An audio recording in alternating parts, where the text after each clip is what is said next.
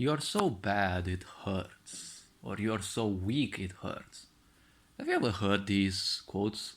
I'm sure each and every one of us has had people in life tell you that. I wouldn't be surprised if even your parents may have told you that. But people may say all sorts of things, especially when they're pissed. Now, see, the point is, um, do you think those people actually know you?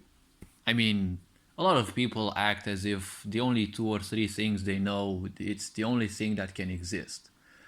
And then, if we are to truly take this into account, see, is two or three things knowing? Is it everything? No, definitely not.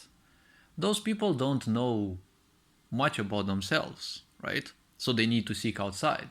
Because when people don't know much about themselves, as is the case with all of us, well, most of us, well, they will have a weird feeling, more like an impulse, to look outside. Because when you don't know shit about yourself, or when you don't have any hint that there is something to find out about yourself, you'll always look outside. You'll always try to label others. Because what's there to see inside, anyways, right? And the more narcissistic people tend, in traits, not necessarily like full narcissistic personality, but the more narcissistic they become, they become what I call slaves of the light. I'm not talking about light in terms of divinity. But see, in the light, you can display all sorts of titles, right? You can display all sorts of trophies, even if they're counterfeit. Even if everything is a lie, you can still expose it and people can see it.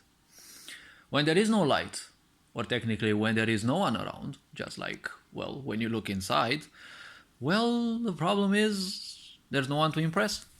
And people pleasers, especially now that there's a lot of those, well, people pleasers will have a hard time. Because once you look inside, there's, well, nothing to see. Well, there's so much to see, but you need a certain awareness, you need a certain level of preparation, and, well, that takes time. That takes patience. And impulsive people can't be patient because, well, impulsiveness means you're forsaking your patience. See, people don't know much. They don't know much about themselves. What makes you think that they'll ever know something about you? See, I've surprised people that I've read their chat for a bit, or I've seen them stream for, I don't know, probably an hour or so, and I've told them things about them, and they felt a bit shaken. How can someone simply get to know so much about you, or, but they haven't spoken to you or something like that, right? See, that's an aspect that I call intimacy. Intimacy is not when, you sleep with someone or when you're kissing, when you're cuddling. That's not necessarily intimacy. That's just physicality. I mean, two bodies rubbing each other or hugging each other, that's one thing, right? It is a certain level of intimacy because you're allowing them in a closer sphere, let's say. But the outer layer, the skin, is basically an outer layer, right? It is a further part of who you truly are and what you truly are. So the point is, people who don't know beyond your skin and beyond some information about you, why would you care much about what they say, right? They're telling you that, you're weak and that it hurts them. How do they know you're weak though? Isn't that probably a reflection of what they are or what they think they are? And, well, they're just transposing it on you? I mean, how can you know that I'd be weak? And if I am weak, why would it pain you? Like, literally now, you're so pathetic a liar. I mean, if you're a genuine person and I were weak, I wouldn't even be a bother to you. But you're wasting time with me, so something is bothering you, and, well, I'm definitely reminding you of that. Ain't that so? Because if I were weak, who would bother with me, right? People would just mind their own business, because in life, challenge means you're facing something you're not well prepared or you're underleveled, right? To speak in, let's say, video game terms, right? Because that's a challenge. When you're fighting in video games, when you're fighting mobs, the general creatures, right? Well, that's one thing. When you're fighting elites, it's a bit harder, right? because it takes a bit more time to beat them. And when you're fighting bosses, it's the same exact thing. That's the same with challenges. They're just bigger. And, well, if I were weak, why would that pain you? Why would that bother you? Wouldn't it bother you because or the image that you're portraying me as would be a reminder, maybe? See, a lot of people will be envious if you start rising because the higher you shoot for the stars, the more you'll remind people that they choose to be failures. They're not failures, they choose to be so because they're most likely well adapted to it and it's become more or less their comfort zone, right? And, well, when you embrace your comfort zone, that's what the sick society wants. Because narcissistic people don't want you to suffer, they want you to be proud of your suffering. That's how they function. Why do you think they separate you from your friends and the such? So that no one can save you. And so that you're gonna drown in your own misery, they're gonna create that misery, but they also expect you to revere them for that, right? To worship those.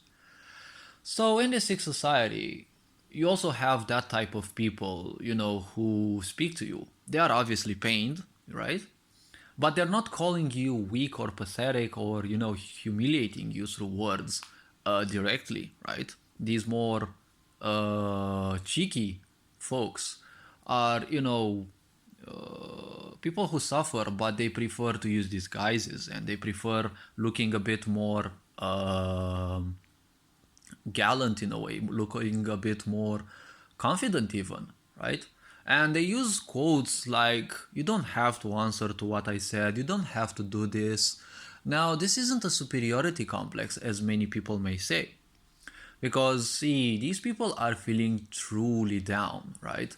And it's the same thing when they say that as, you're so weak, it kind of pains me, right? Because just you being there, it's kind of a waste of their air, right? It's a waste of their time, right? But the point is very simple.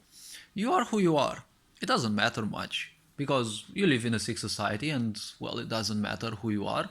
But the point is you are who you are and you are the result of your own past. If someone tells you you shouldn't reply to what they said, they're just speaking some facts, right? Because everyone nowadays is a fact speaker. Why need to bother with that? See, first of all, they tell you that you're weak, and then they're telling you that you don't need to bother replying. So, am I actually receiving confirmation? Not confirmation. Am I actually receiving allowance to reply, or am I allowed now to reply? Am I simply, being ordered not to reply? It's like, isn't that feeling a bit way too down? Because you're wanting people to function the way you'd like. And that is never a sign of confidence. That is a sign of weak will. Wanting to change people and shape them to your own points of view, well, that is kind of always bad because no one's gonna change easily for you. Even those people who will simply do everything that others say, even those, most of those are just slavers in disguise. Why? Because you are the one giving them instructions.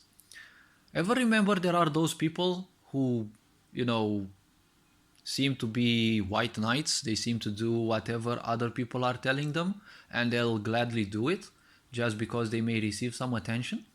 Well, in a way, they are masters as well because you're the one giving them orders, but you're acting the way they want. They are natural because they're doing what they've been programmed to do. It's the only thing they know, just following orders.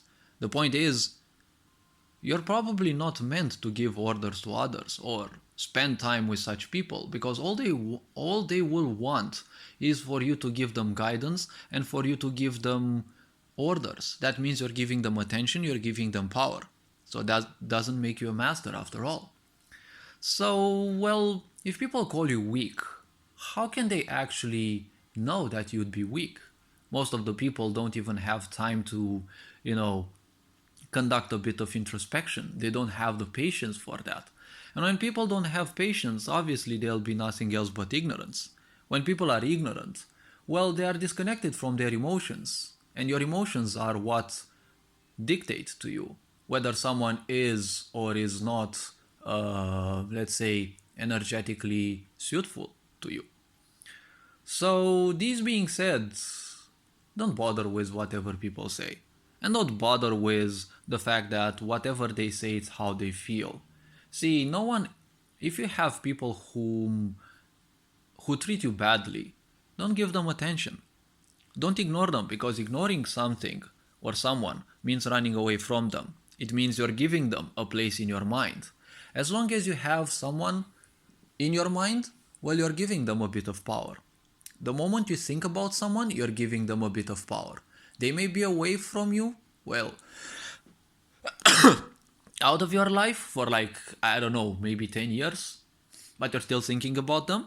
Well, they're not truly out of your life. So, toxic people, in order to deal with those, you just let them be. Let them say whatever. It's just words, it's just meaning that you have in your head. If you disconnect your psychological part, you will just see text written in a chat, or if they're in front of you in real life, not online, you'll just see their mouths moving and them shaking their body and the such. It's just sounds that you're hearing, and it's just images that you're receiving through your eyes. Nothing more, nothing less. The meaning is all in your head.